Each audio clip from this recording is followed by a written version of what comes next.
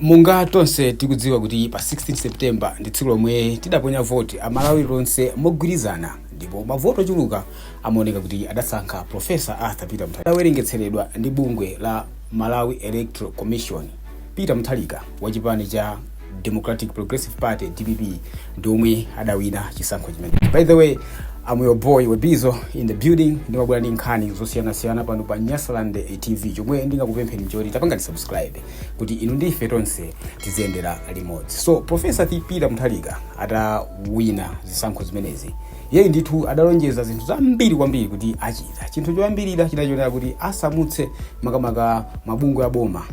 Mabungwe ya boma monga Makla komanso Malawi Electoral Commission kuti zibwerere ku branch ya kuno. Musaiwale kuti zinali kulilonge. Pazifukwa zimene amafotokoza Peter Muthalika pa makamaka pa manifesto awo anaona kuti mabungwe amene anachoka kuno anasiya ma buildings awo amene anali ndithu samalipira rent. Ndipo adasamukira kulilonge kumene anakapanga rent kumeneko kumalipira ndrama. Ndipo zimenezi kutengera ndi akuluakulu aku chipani chimene cha Democratic Progressive Party kuphatikizapo Professor Arthur Peter Muthalika amanena kuti zikuononga ndalama azaboma. So wawina wapanga zimene pali zinthu zingapo zimene iwo alonjeza kuti achite. Makamba kunena kuti abweretsa chakudya, forex, fuel komanso fertilizer kuti zimene zithu aonesesa kuti zipezeke pa ground. Koma funso linalionera kuti kodi achita motani kuti zinthu zimenezi zioneke kuti zayamba kutheka.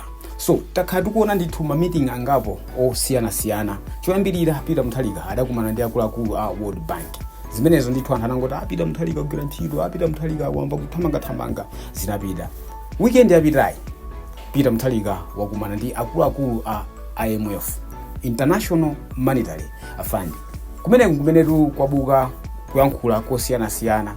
Anthu ambiri amakhala ndi makamaka negative attitude ndi bungwe limene la IMF, International Monetary Fund. Limatchuka kwambiri kuti likabwera mdziko limapangisa kuti currency ya mdziko limenelo itsike pansi, devaluation.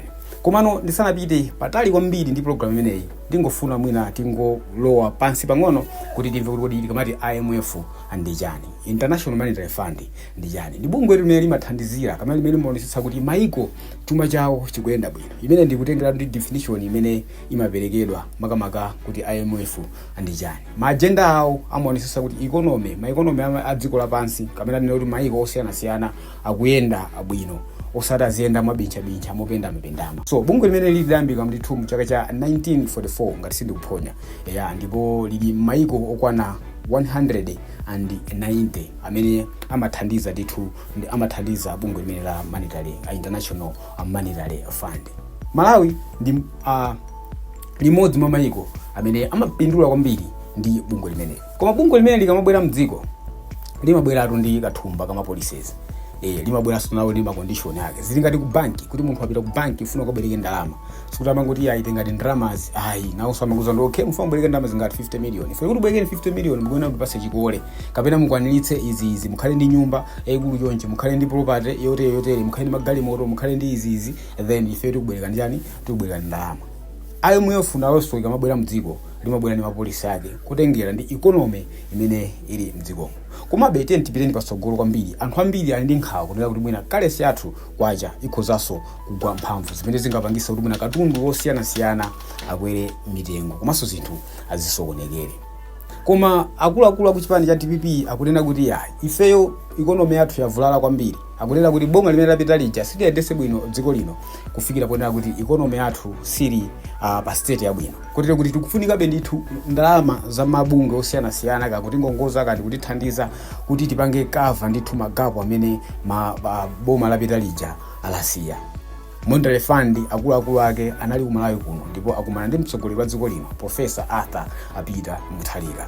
Anthu akudankhawa kuti kodi chimene chitabwere kusogoloko ndi chani. Inuyo tayika ni maganizo anu mu comment section kuti kodi tikuyenerabe kuti ifeyo tidalire mabungwe ngati World Bank, IMF kuti economy yathu ikhale mchimake. Tisaiwale kuti nduna ya zachuma a dziko lino a Joseph Mwanamveka atsindika kuti iwowo ndithu ali pa chiongolero kuonetsa kuti chuma cha dziko lino chiyende mchimake. Mongopita patsogolo pang'ono tifotokozeso ziwiri zitatu zimene nduna imene yachita ku parliament makamaka pamene mapanga review amati mid-year budget review ku parliament. Iwo ndithu aonetsa kuti ayika misonkho mu zinthu zosiyanasiyana, peyi msonkho kuoneka kuti wakwera somehow. VAT, value added tax, yakweraso ndi almost 1%, ningoni ndi 1% ndithu. Mwambiri ayikamwe misonkho. Mukufotokoza kwawo akuti akuyesesa kuti titolere ndalama zochuluka kuti tikwanisenso kupanga recover economy yathu imene yavulala. Komanso akufunitsitsa kuti nakuti tini ngongole zambiri. Mukufotokoza kwawo kuti dziko lino lili ndi ngongole pafupifupi 21 trillion. Imene ndithu ndi pafupifupi ndi 80% ya chuma cha dziko lino. Monera kuti anthu amene tina ngongole atangoti agwirana manja akhoza kulilanda dziko lino. Tayikani maganizo anu mu comment section kuti kodi iniyo mukamayona IMF mumayona amodani. Kuposaposa tapanga subscribe, like, comment komanso share chifukwa zimenezo zomwe zimatithandiza ife pano kuti tizipitiriza kuti tizigawana nkhani asiyana. By the way, I'm your boy Webizo in the building. Pakamera pali mzanga with G in the house. Amene timapanga 92 zinthu zosiyana ku studio kwathu kuno. Kuposaposa ndithu ikani maganizo anu chifukwa zimenezo zomwe zimatithandizira ife. Until that next time, ndingoti mwakumba nonse ziwamo.